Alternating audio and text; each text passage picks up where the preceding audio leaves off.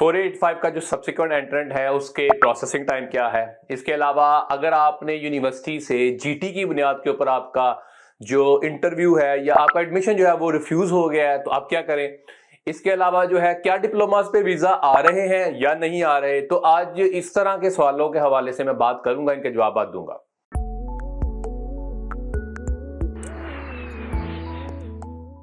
मेरा नाम नासिर नवाज है और मैं ऑस्ट्रेलिया में रजिस्टर्ड माइग्रेशन एजेंट हूं। आज क्वेश्चन आंसर सेशन है और इस हवाले से हमें बहुत सारे सवाल मौसूल होते हैं, बहुत सारे को हम एड्रेस करते हैं और बहुत सारे जो कभी कभी वो फ्रीक्वेंटली जो पूछे होते हैं उनको एड्रेस करते हैं या कोई अपडेट हो तो उनको करते हैं। तो आज इस हवाले से बात करूंगा। आज हमने कुछ सवाल जो है वो आपके लिए चूज किए हैं और उनके मैं सवालों को पढ़ूंगा और जवाब दूंगा। अच्छा, इसमें सबसे पहला जो सवाल है जी Dipindra South, I have applied my wife 485, she is offshore and done medical recently, how long will it take to grant the visa. अच्छा, अगर आपका जो आपकी फाइल जो है वो डिसीजन रेडी है, यानी सारे डॉक्यूमेंट्स आपने सबमिट करवाए हुए हैं और आपको लगता है कि केस ऑफिसर कोई और नहीं मांगेगा डॉक्यूमेंट्स जो है, तो अगर आपका मेडिकल हो गया और इन टोटल तकरीबन आपका जो टाइम है वो 4 महीने के करीब करीब है, तो ये बहुत जल्दी आपका वीज़ा आने वाला है। क्योंकि अभी यही देखा गया है कि मेडिकल अगर हो गया है और सारा वो डिसीजन रेडी आपने दे दी फाइल, तो जैसे ही फाइल खुलेगी आपको वीज़ा ग्रांट किया जा सकता है। तो इसमें जो एवरेज टाइम है वो 4 महीने का देखने में आया। हमारे क्लाइंट्स का जो है अभी तक इतने टाइम में ही आया जो कि जिनकी डिसीजन रेडी फाइल थी। अभी ये टाइम कम होना शुरू हुआ है, पहले इससे थोड़ा लंबा टाइम आ रहा था। तो मैं अभी की जो करंटली या रिसेंटली बात कर रहा हूं, इतने टाइम में आ रहा है। अच्छा जी, दूसरा मानी Sandhu, hello sir, I applied subsequent enter 485 in November 2021, I am still stuck in India, my partner is in Australia, should I apply tourist visa simultaneously or keep waiting for 485 approval only, please guide।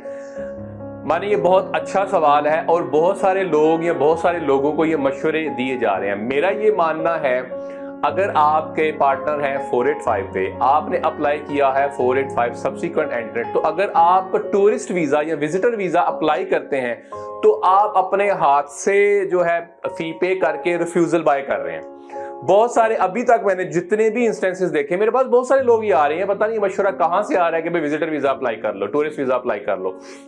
बहुत सारे लोग अभी आ रहे हैं, उनके partners के यहाँ वो विजिटर वीजा अप्लाई करते हैं। अब वो विजिटर वीजा अप्लाई क्यों करते हैं, ये लोग उनको क्यों कहते हैं। अब विजिटर वीजा का जो कि प्रोसेसिंग टाइम कम है, वो कहते हैं जी 4 से 6 हफ्ते में आ जाता है। आप इंडिया से, इंडिया का फास्ट ट्रैक है जी, वो 24 to 48 आवर्स में भी जवाब दे देते हैं।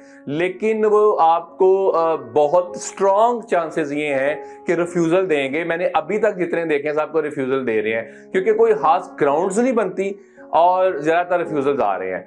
आगे आपकी मर्जी है, लेकिन मैंने अभी तक इस पे रिफ्यूजल देखे हैं, मैं इस पे एडवाइस नहीं करता। ऑलरेडी आपने जो कि 485 जो है अप्लाई किया हुआ, थोड़ा सा इंतजार कर लें, वो आ जाएगा। विजिटर वीजा बाय लॉ आप अप्लाई तो कर सकते हैं साइमल्टेनियसली, आप बिल्कुल कर सकते हैं, लेकिन उसका आउटकम क्या आएगा वो नेगेटिव, और स्ट्रॉन्ग चांसेस है वो नेगेटिव ही होगा।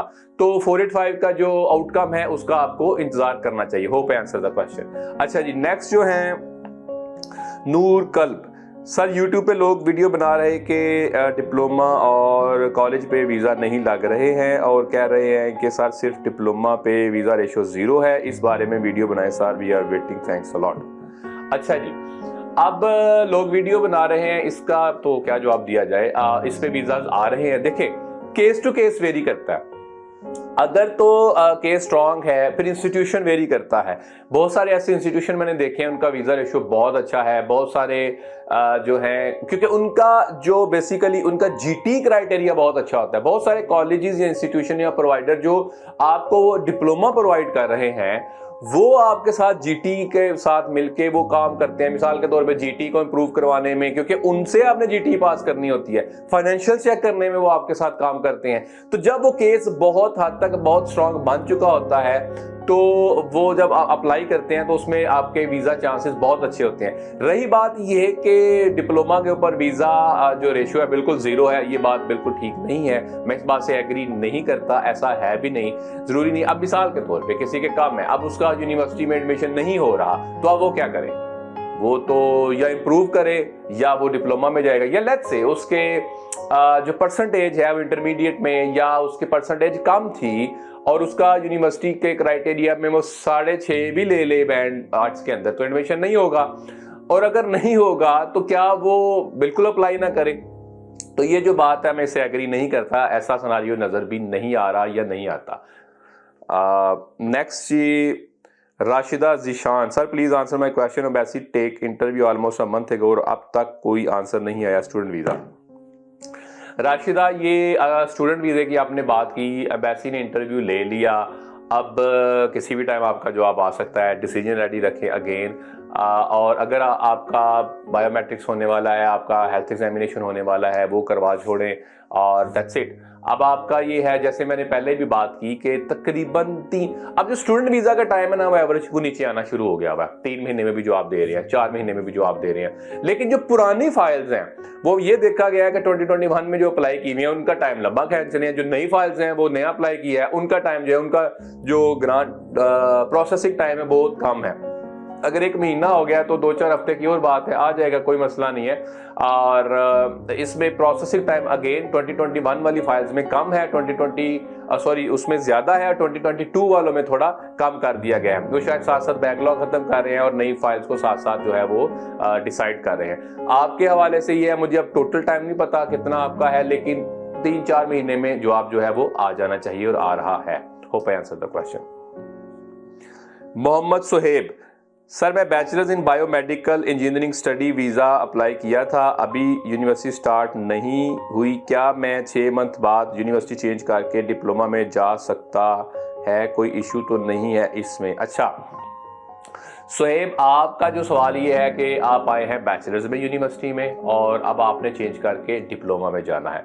देखें, डिप्लोमा में आप अभी भी जा सकते हैं, 6 महीने बाद भी जा सकते हैं, लेकिन आपने एक बात का ख्याल रखना है कि आपका जो वीजा है वो हायर एजुकेशन पे है और सिर्फ डिप्लोमा पे जाएंगे तो वो क्या होगा, वो वेट सेक्टर में आप आ जाएगा, तो होगा सब क्लास 500 ही, लेकिन सेक्टर उसका चेंज होगा। तो आप अगर जाएं तो डिप्लोमा के बाद बैचलर्स की भी आपके पास सीओई होनी चाहिए, यानी डिप्लोमा लीडिंग टू बैचलर्स। ये नहीं फौरी तौर पे, मिसाल के तौर पे साल का डिप्लोमा है तो उसके बाद आपके पास बैचलर्स क्यों, डजंट मैटर। आपके पास अगर 2 साल का भी कोर्स ले रहे हैं उसके बाद भी बैचलर्स का है, लेकिन सीओई जो है आपकी मेंटेन करनी वो बड़ी इंपॉर्टेंट है। जाने को आप कभी भी जा सकते हैं, एक तो ये तरीका है। दूसरा, आप डिप्लोमा में अगर जाते हैं बैचलर से तो आप को वहां पे नया अगर वीजा का अप्लाई कर दे, नया ग्रांट हो जाए तो आपका सेक्टर चेंज हो जाएगा।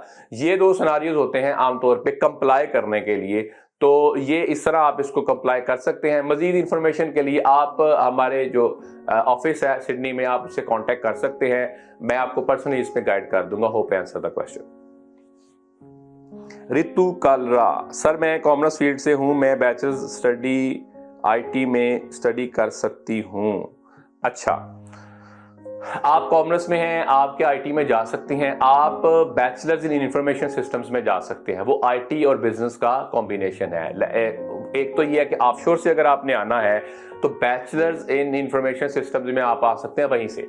लेकिन अगर आपको बाद में ये आप डिसाइड करते हैं, देखिए बेसिक समटाइम्स उनके जो पहले 1-2 सेमेस्टर के जो सब्जेक्ट्स हैं वही होंगे, लेकिन अगर बाद में डिसाइड करते हैं आप जिस यूनी में या कॉलेज में आप आए हैं तो आप उनसे बात करके तो आप बैचलर्स इन आईटी में जा सकते हैं। लेकिन जो है वहां से आप ये कोशिश करें बैचलर्स इन इंफॉर्मेशन सिस्टम जो कि कॉम्बिनेशन है उसमें आए, ताकि आपका कोर्स बहुत रेलिवेंट बने। लेकिन यस, कॉमर्स वाला जो है वो आईटी पढ़ सकता है। अगर आपने ये 12 किया है कॉमर्स में तो आईटी में जाना चाहते हैं, यस देयर आर वेज, आप बिल्कुल कर सकते हैं। Hope I answer the question.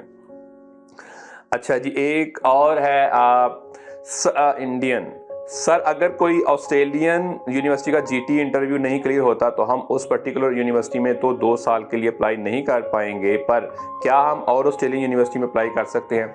बिल्कुल कर सकते हैं। देखें, आप जो यूनिवर्सिटीज है ना, उनके अपने अपने क्राइटेरियाज हैं, अपने अपने कोर्सेज हैं।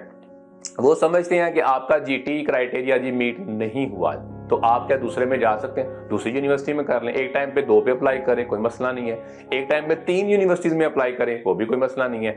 जहां से आपको ऑफर आता है, सम टाइम हो सकता है तीनों से आ जाए, समटाइम्स हो सकता है 1 से आए 2 से ना आए, समटाइम्स 2 से आ जाए 1 से ना आए, कोई मसला नहीं है। तो आप जो है अगर एक जीटी जो है, ये जो कि इनका इंटरनल मैटर है, तो जीटी क्राइटेरिया के ऊपर अगर आपको एडमिशन रिफ्यूज हुआ है, डजंट मैटर, ये वीजा रिफ्यूज होने की जो कि बात नहीं हो रही, तो आप बिल्कुल दूसरे इंस्टीट्यूशन में जा सकते हैं और दूसरे इंस्टीट्यूशन में ये कर सकते हैं।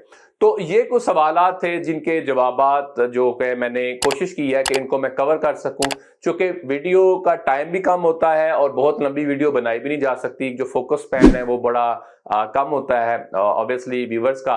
तो ये कुछ सवाल, उनके जवाबात, हमें सपोर्ट करने के लिए, हमारे चैनल को सपोर्ट करने के लिए सब्सक्राइब करें। Thank you.